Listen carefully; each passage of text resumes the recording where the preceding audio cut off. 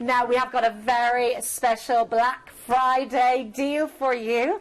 This is incredible. It is, of course, our fantastic Princess Cruises. It's the Caribbean Princess, an amazing price, 40-night Mediterranean adventure. I want you to take a look at this for a moment and have a look at the details here. This is incredible. This really is a Black Friday special. This is the incredibly good value deal with Princess. Now, Princess, American cruise company. They've been doing it again for a long, long time. Big, beautiful ships that kind of run off this kind of open plan feel where you get a great chance to have the whole cruise when you decide to have it. You know, kind of like open seating dining, lots of different restaurant options. You're looking at the quality of some of the beautiful food. Those scallops look like they were incredible. Great entertainment in the evenings with the kind of magic and all singing, all dancing shows. You've got one of the liveliest spots on board Princess ships is always the piazza, and here you'll have strolling performers entertaining you while maybe you sip a glass of wine in Vines and have a little bit of tapas. Maybe a sword swallower will impress you with his swallowing skills. You know, it really is. It's kind of a wonderful mix of the kind of class of an old cruise environment, and then with the innovation that comes of things like the cinema screen they had outside where you can sit at popcorn and watch a movie under the stars, or have the chef's table where they cook just for you. It's incredible. Now, this is a price drop. It is a price drop of £350 per person for the Black Friday deal. There's lots of other deals we're going to talk about on this, but it is going to be a very busy one. Let's take a look at the itinerary, Keith. Talk us through. We start at Southampton. We've got a couple of days at sea, or a few days at sea. And again, and then on to Barcelona. Well, because it's from Southampton, Genevieve, you know, it means no luggage restrictions, no worries about that. There's no flying involved here, so it's perfect for some people that don't like to get everything into one case. Now, Barcelona is your first port of call. It's an overnight here, and here you can delve into the wonderful world of Gaudi's unfinished masterpiece. It's beautiful. There's the great cathedral there. There's the Las Ramblas you can wander up. We're seeing pictures of it now with the street performers, with this great vibe, the lovely little tapas and coffee restaurants all over the place. You've got a great chance to see the Gothic Quarter. You've also got a great chance to go and experience La Boquera, which is the huge 900-euro market which sits at the top of Las Ramblas. I recommend that. Brilliant for trying some of the Spanish tapas there. You've got the Nou Camp, you know, where you can go and see the statue of Pele and the big football museum. You've also got some of the best beaches, according to National Geographic, best urban beaches in the world. Barceloneta is brilliant. I went there last time I was in Barcelona, had a great time.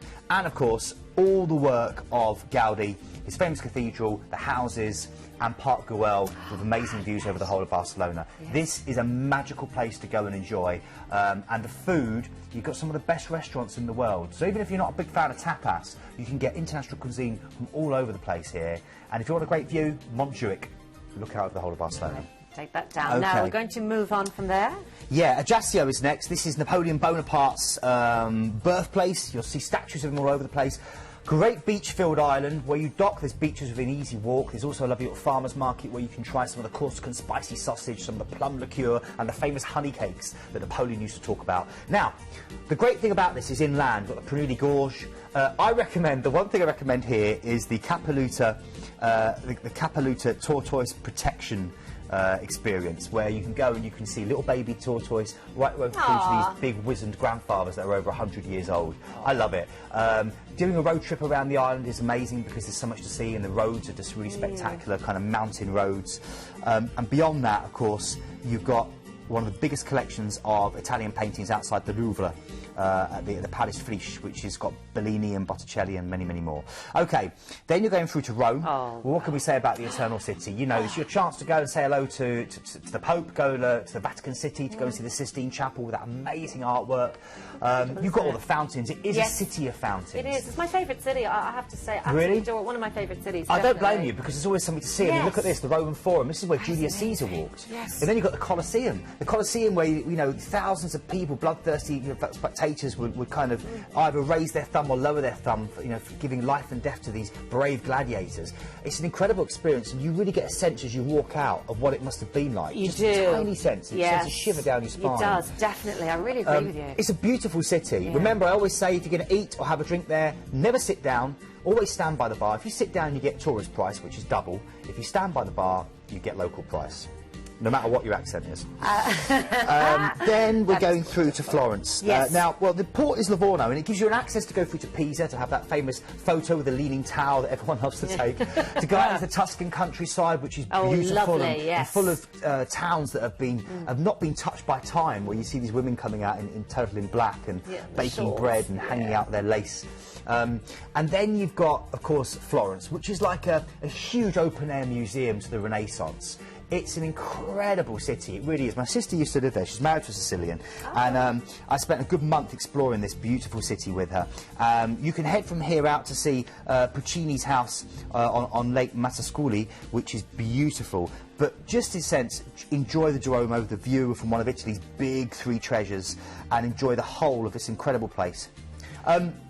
Then we're going to Genoa. Now, this is on the northwest coast of Italy. It's a maritime city, one of the old maritime powers. It's the birthplace of Christopher Columbus, of pesto, which we all now love, and focaccia, that lovely, tasty olive oil Italian bread. It's called the Superb One, and it's got the biggest and oldest historic city walls in the whole of Italy, and one of the biggest aquariums as well. I love Genoa. Great shopping. Marseille is next, France's oldest seaport, great for walking around on foot. Go and try the bolognese, their famous French fish stew. Relaxing day at sea before you then go to Gibraltar. And the great thing about this is it's Gibraltar just before you go back. And what's good about Gibraltar? Well, it is a slice of Portsmouth, rowed and towed, Laurie Lee said, right the way round into hotter weather. But it's great for your duty-frees, and you can take all that back because you're not having to fly. Take it all back with you into the UK. And look there. Wonderful photo, one of my holiday snaps as I was enjoying the rock, that great strategic location. One of the better snaps I've seen of you. I'd had a good waxing treatment before I went in for that one. And, but Gibraltar's incredible. I mean, it's a great historic place, and the siege tunnels are so worth exploring. Now, we've got lots to talk about, of course. It is a Black Friday special. It's a Caribbean Princess also. I mean, it looks stunning. That is just a lovely experience, isn't it, Keith? Well, it's a great ship to explore. There's always something going on. Like I say, street performers wandering around surprising you. You can relax in the spa and have a massage.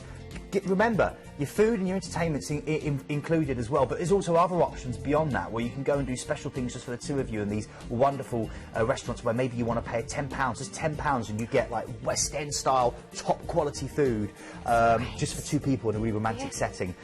They're romantic, they're for couples, they're for families. Absolutely. If you've never done a cruise, what are you waiting for? Well, grab this one. It's a Black Friday special. You've got the price drop of £350 per person. This was £1,249. That's right down to under now, £65 per person per night. Your low deposit on the Black Friday deal as well, only £50. And not only that, you've got a free a coupon. That's a $300 on board coupon. This is loads of like discounts on board. So discounts for the onboard shop, maybe 15% off a massage, 10% off getting, you know, a bottle of wine here or there. There's always different offers. So remember that it's by Monday at 10 p.m. if you want to get this price. But then it's up until next Friday, a week today, for the free coupon book with up to $300 and also the low deposit of just £50. But a reminder again, make sure if you want to go for this today, it is a Black Friday special. The offer does close on Monday at 10 p.m. They've dropped it just for the Black Friday, just for us here. It's incredible. It is, isn't it? So that's a Black Friday special. Make sure you grab that as soon as you can.